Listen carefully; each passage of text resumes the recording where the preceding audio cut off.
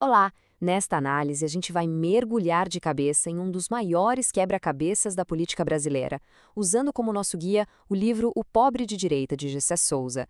O objetivo aqui é entender o argumento por trás de uma pergunta que, olha, deixa muita gente intrigada. Ok, vamos direto ao que interessa. A análise toda parte desta pergunta, que à primeira vista parece um grande paradoxo.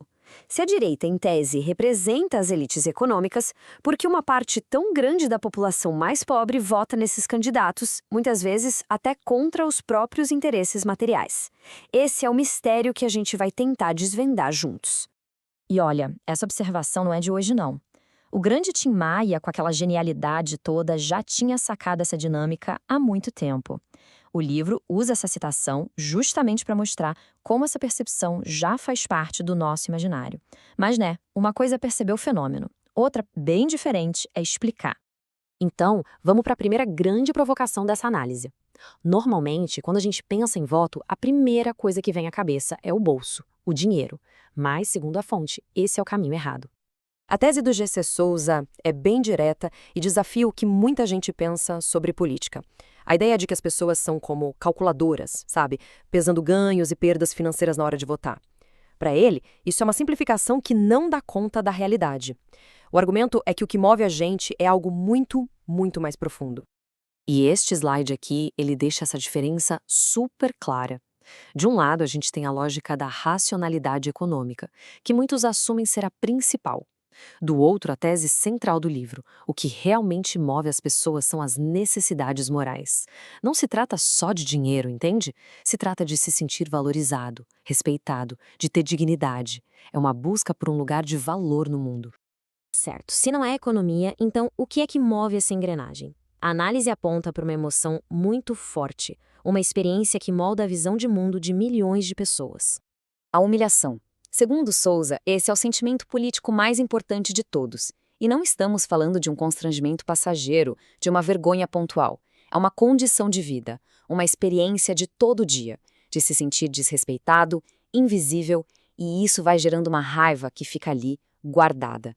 Essa experiência diária de ser tratado como alguém inferior, claro, deixa marcas muito profundas. Ela destrói a autoestima, acaba com a autoconfiança, pode levar à depressão. Mas, do ponto de vista político, o resultado mais explosivo é essa raiva, uma fúria que a pessoa sente, mas que muitas vezes não consegue nem explicar de onde vem, nem para onde apontar. E a analogia que o livro usa é muito poderosa. Pensa no personagem do Coringa. Ele é o retrato de alguém que foi esmagado pelo sistema, que está cheio de um ressentimento que ele não sabe explicar.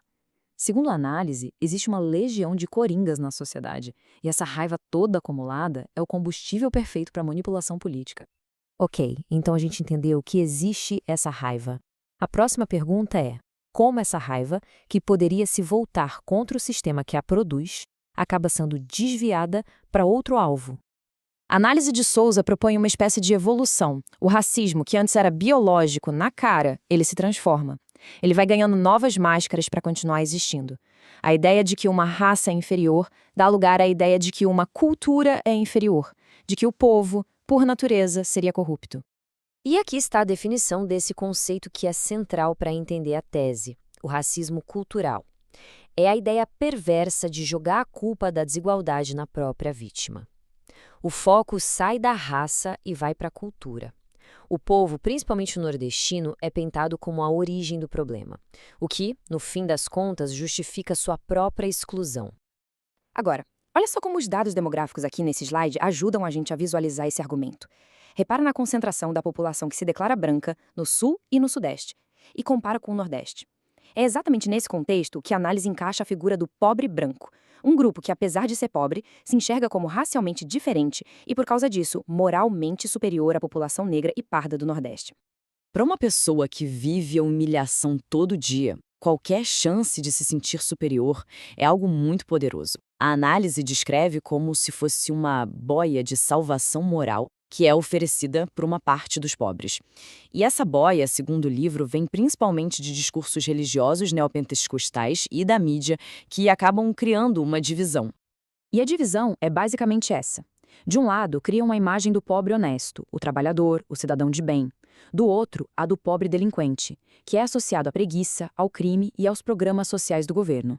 Essa divisão é artificial, mas ela serve para canalizar a raiva do pobre humilhado, só que em vez de ser contra a elite, a raiva vai pro lado, contra outro pobre, que ele passa a enxergar como a causa dos problemas dele.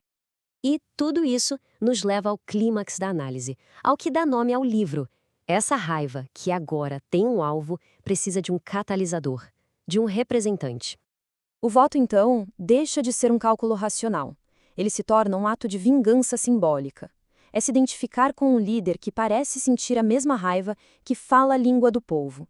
Dá a sensação de finalmente dar o troco num sistema que sempre humilhou. É daí que vem a metáfora da barata votando no chinelo. Um ato que parece irracional, mas que na lógica da vingança emocional faz todo sentido. Essa citação, que foi tirada da pesquisa de campo do livro, resume tudo perfeitamente. É um dos nossos. Não é sobre plano de governo, não é sobre proposta econômica, é sobre um sentimento profundo de pertencimento. É a sensação de que, pela primeira vez, alguém que reflete suas frustrações e a sua raiva chegou lá, no poder. E a gente termina com essa reflexão.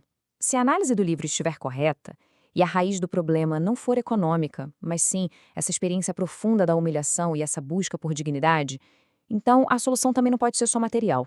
A pergunta que fica no ar é: como é que se cura uma ferida que é, no fundo, moral e existencial? Uma pergunta para a gente continuar pensando.